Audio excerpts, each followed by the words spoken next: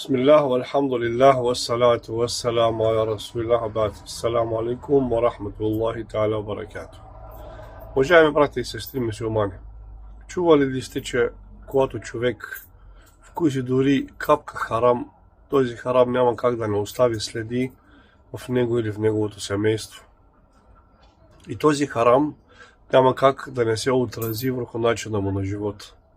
Нека ви разкажа една интересна история, случила се някога далеч в миналото. Имала една жена, която била бременна и отишла на гости на своя съседка да пият чай, да си поговорят. Тази нейна съседка имала едно голямо лимонено дърво, което е било отрупано с плодове с лимони. Бременната жена, когато видяла това плодородно лимоново дърво, някак си вътрешно и се поискало да вкуси от този лимон, но се срамувала да поиска от съседката си да й даде да вкуси от този лимон. Когато съседката й отишла да приготви чай в кухнята, да вземе нещо да я почерпи, тя изкарала от себе си, имала в себе си една шивашка игла.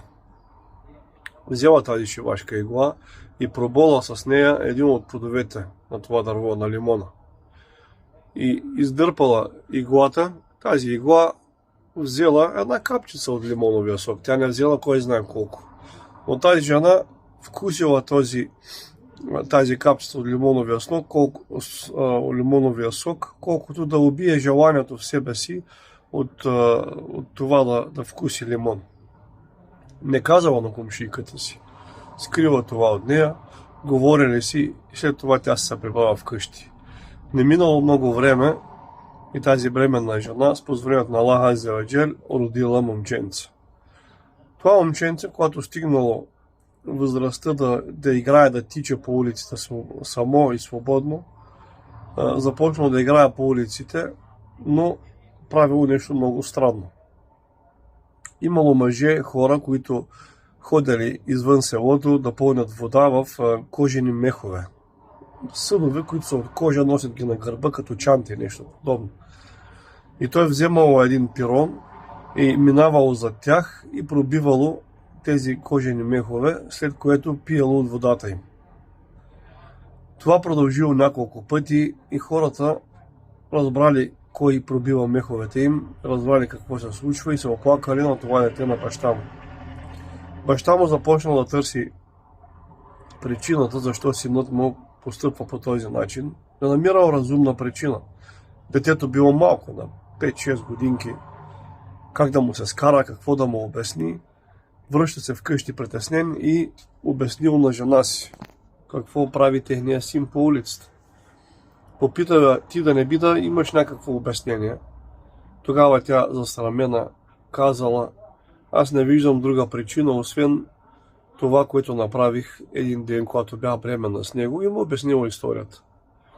Този мъж бил разумен и казал: да, най-вероятно това е причината. Тази твоя постъпка е довела до това нашия син да прави тези неща, тези бели. Затова отиди сега при нашата комшийка и я помоли да те направи халал. Обясни какво си направила и я помоли да те направи халал, дано синът ни престане да прави тези бели. Така и станало.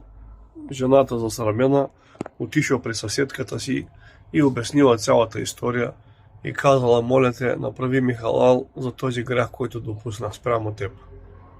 Съседката я погледнала, усмихнала се и казала: защо не ми поиска да ти дам лимон? Аз от моята практика е да дарявам садака лимони за всеки клон, който е дал плод от този лимон. Ако ми беше казала, ще да ти дам не един, няколко плода. Както да е, направили си халал и след този момент нататък това дете спряло да прави тези бели и тези поразии. Изводът: когато човек направи нещо харам, когато яде харам, когато консумира харам, било то течности, било то храна, каквото и да било, това нещо, скъпи братя и сестри, се отразява неминуемо в неговото ежедневие. Затова нека внимаваме какво и как вършим, защото живеем във времена, в които вече харамът е нещо обичайно.